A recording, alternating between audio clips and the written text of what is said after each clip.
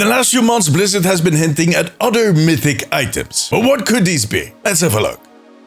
In Season 10 of Overwatch 2, Blizzard added a new currency to the game, Mythic Prisms. Up till now, the only thing that you can buy with these Mythic Prisms are the Mythic tier skins and the upgrades for those skins. Now, you can either earn those Mythic Prisms in the Premium Battle Pass, or you can buy them in the shop. But they are very expensive, for a good reason. I talked about all of that in a previous video. I'll leave the link below. The thing is that in a few of the recent blogs, Blizzard has been hinting at other Mythic cosmetics that might be added to the game. And when Blizzard starts hinting at stuff, yeah, that means that it's probably going to happen soon-ish. But what could these mythic items be, and how will we be able to get them? Yeah, that's what this video is about.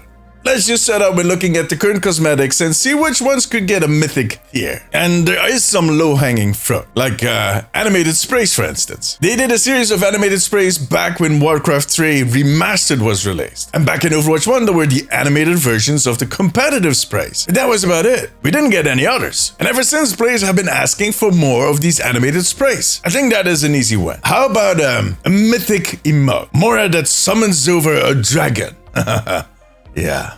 Or Sigma that brings down a meteor. The thing is, of course, that those types of emotes can be very disruptive for other people. And usually the idea behind these emotes is that they only kill you instead of everybody else. I mean, we've all been there, the random emote, several times. Yeah, you did. But you don't want to kill your whole team because the enemy Pharah is ulting and your dumbass dragon is flying by. That would be bad timing. Still, I do think that there's some nice things that they can do with a mythic emote that hopefully will be less disruptive but still kind of earn the label mythic. For instance, having a summoning portal on the floor that summons a demon puppy. And a demon puppy is leaving fiery poop everywhere.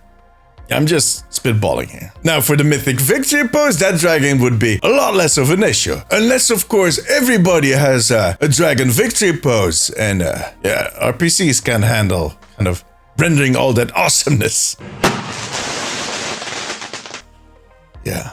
Which also brings me to an idea for the highlight intro. A highlight intro that has pyrotechnics flying out of the back of your PC. Because of the dragon.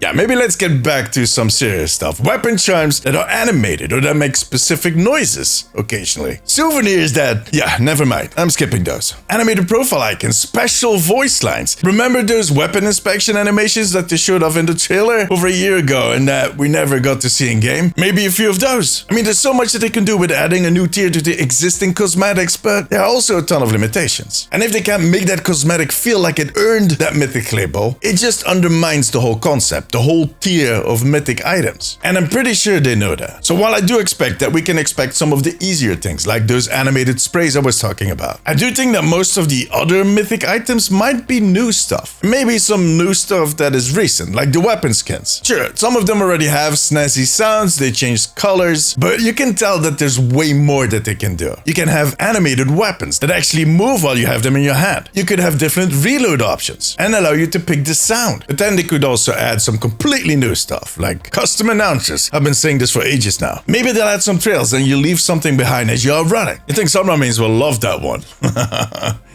Ouchie.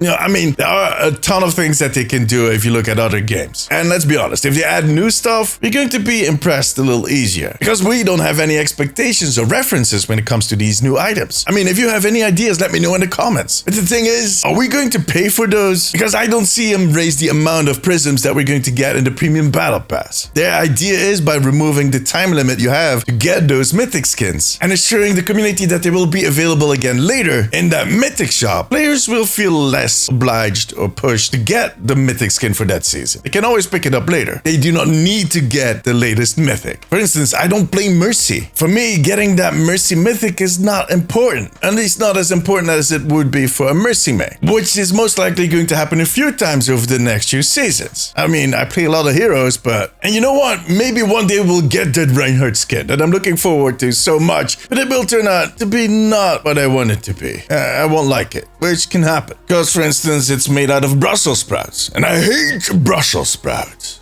which is ironic because I'm from Belgium. At that point, I could decide to spend my mythic prisms for that season on one of the other cosmetics. Like, for instance, an animated spray of Yakimon that makes him moonwalk backwards. I could stare at that for hours.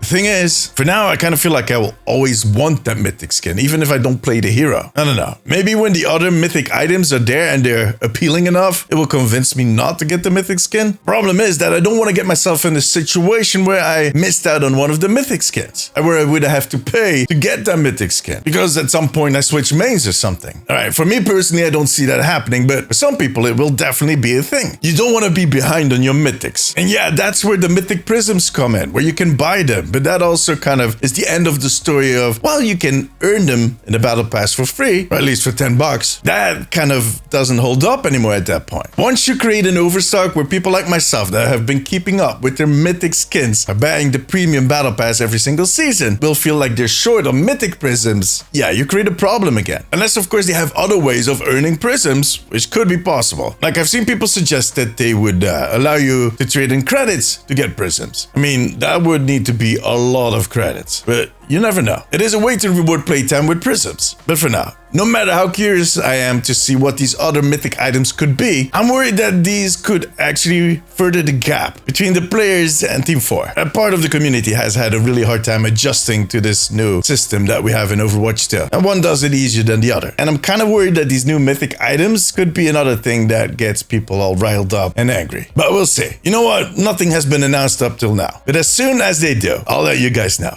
However, for now, that was it. A huge thank you to my patrons. I could not make these videos without you guys. You have my eternal gratitude. Check out this video on possible themes for future Overwatch seasons. Click it. But above all, take care of yourself, take care of each other. Bye bye.